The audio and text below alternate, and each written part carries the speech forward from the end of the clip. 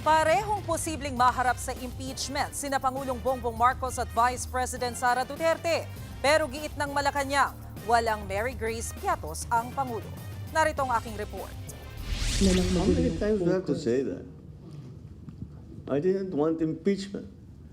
Lahat ng kakampi ko sa Kongreso hindi nag-file ng impeachment complaint.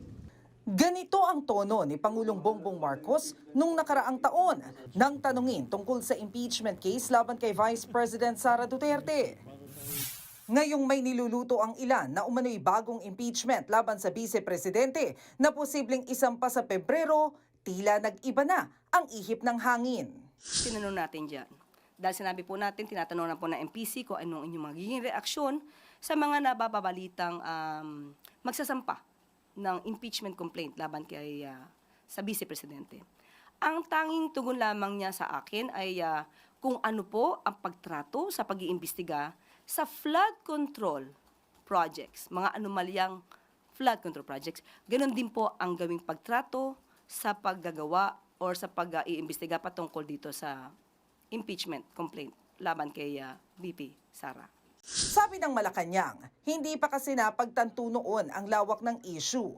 Pero hindi lang kay VP Sara, kundi kay Pangulong Marcos may nagbabansyang impeachment complaint.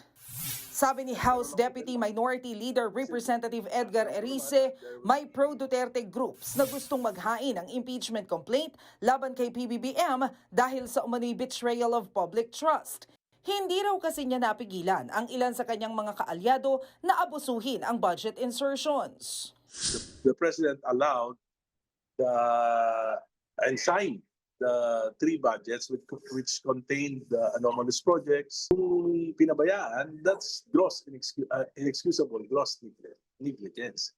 Inalok umano si Erice ng pro-Duterte groups na i-endorso ang impeachment complaint pero tumanggi ang kongresista. So mas maganda kung hindi ako endorser, so I would leave an open mind and magiging fair sa decision ko. So yun ang unang reason. Kaya sabi ko, I would rather just participate in the Committee on Justice. Pangalawa, ang reason ko, siyempre, they are pro-Duterte groups. Hindi naman ako identified with the Dutertes. I'm a member of the Liberal Party. So, Ang Malacanang, tinawag lang na chismis at pamumulitika ang nagbabadyang impeachment complaint. Hindi raw ito alintana ng palasyo dahil tiwala sila na makikita ng mga mambabatas na walang ginagawang mali ang Pangulo.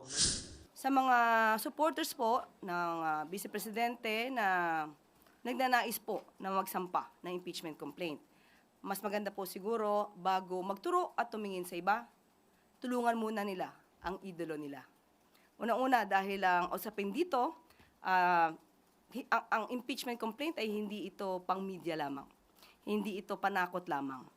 Mas maganda po na masagot ang mga issue dahil sinasabi nila ang paglalabas di umano ng balak ng mga supporter ng mga Duterte na magsampa ng impeachment. Sinasabi ng iba, ito para makaiwas di umano ang Vice-Presidente sa mga isyung paglustay at mga di umanong pagtanggap ng pondo, milyong-milyong pondo mula sa mga drug lords. Hindi po siya nagnakaw ng pera. Pangalawa, siya po ang nagpapaimbestiga sa mga maaanumalyang flood control projects at maaaring naging sanhi ng korupsyon. Pangatlo, wala po siyang Mary Grace Piatos. Sa ngayon, business as usual si Pangulong Marcos.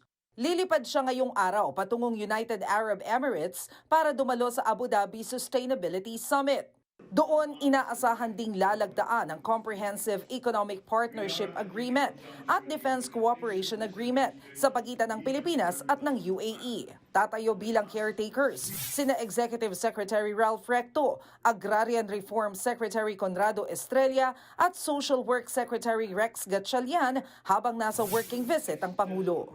Nagbabalita mula sa Frontline, Maricel Halili, News 5. Mga kapatid, Cheryl Cosing po. Maging maalam at may pakialam sa mga napapanahong issue at headlines. Mag-follow at mag-subscribe na sa social media pages ng News 5.